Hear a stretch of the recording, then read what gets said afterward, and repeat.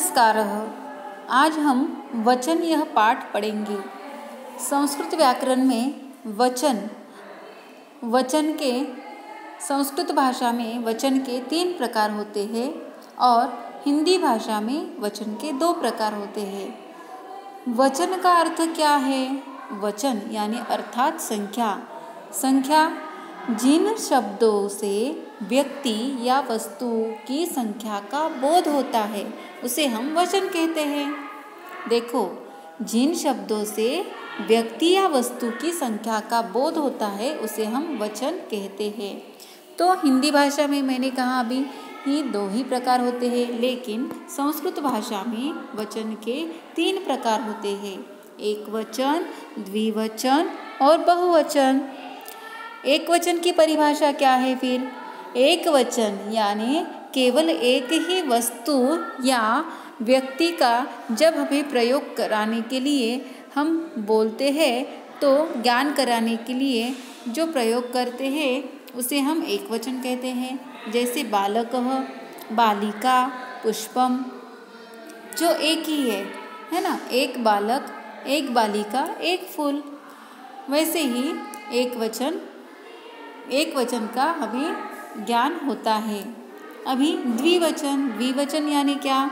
तो द्विवचन यानी 2 व्यक्तियों का या 2 वस्तुओं का ज्ञान कराने के लिए द्विवचन का प्रयोग किया जाता है। बालकः एकवचन, बालको द्विवचन। जैसे बालको 2 बालक और बालिके 2 लड़कियां और पुष्पे यानी 2 फूल। तो इस तरीके से द्विवचन का उपयोग किया जाता है। 2 यह संख्या दर्शाने के लिए। तो बहुवचन, अगर 2 से ज़्यादा व्यक्ति या वस्तु का ज्ञान कराना है तो हमें बहुवचन का प्रयोग करना पड़ता है। जैसे अभी देखो, बालकाः यानी 2 से ज़्यादा बालक। बालकाः क्रीडन्ति, सभी बालक खेल रहे हैं।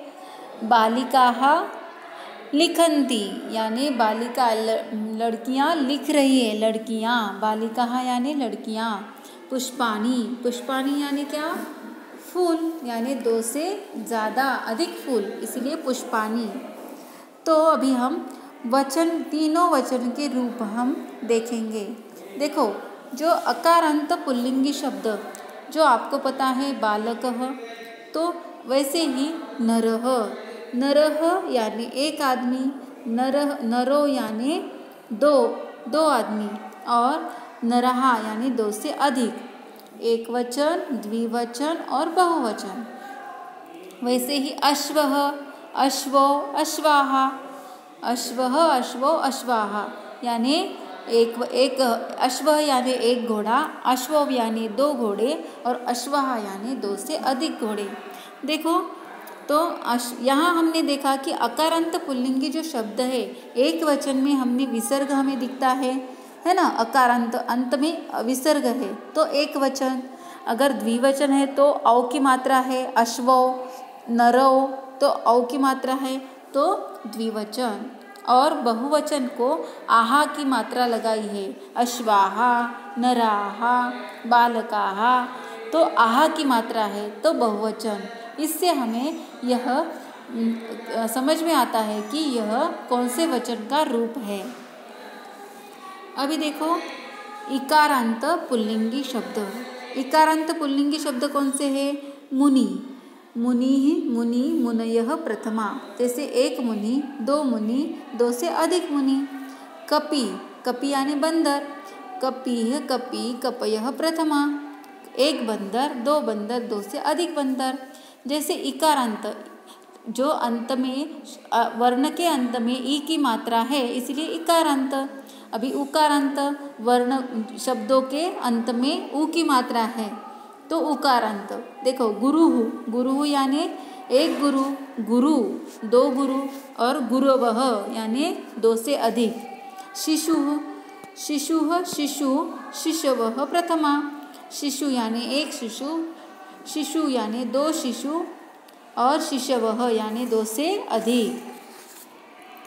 वैसे ही द्विवचन में अभी स्त्रीलिंगी हम देखेंगे। अकारांत स्त्रीलिंगी, अकारांत स्त्रीलिंगी कौन से है? चटका, चटका यानी चिड़िया, एक चिड़िया, दो चटके यानी दो चिड़िया, और चटकाहा, दो से अधिक चिड़िया। चटका, चटके, चटकाहा, कन्या, कन्ये, कन्याहा। वैसे ही इकारांत स्त्रीलिंगी, इकारांत अंत में ई की मात्रा है, दीर्घ ई, जननी, देखो ई की मात्रा है, एक माता, जनन्यो, दो माताएं, जनन्यः, दो से अधिक माताएं। सखी यानी सहेली, एक सहेली, सख्यो यानी दो सहेली, दो सहेलियाँ, और सख्यः यानी दो से अधिक सहेलियाँ। तो इस तरीके से आकारांत स्त्रीलिंगी, आकारांत इकारांत स्त्रीलिंगी, यह शब्द को हमने देखा है। अभी अकारांत नपुंसकलिंगी, फलम, फले, फलानि प्रथमा, जैसे आम्रम, आम्रे, आम्राणि प्रथमा, पुस्तकम, पुस्तके, पुस्तकानि प्रथमा। तो फलम यानी एक फल, फले यानी दो फल, और फलानी यानी दो से अधिक फल।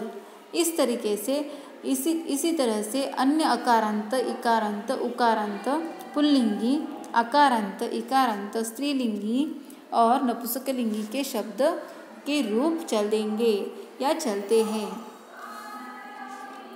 धन्यवाद।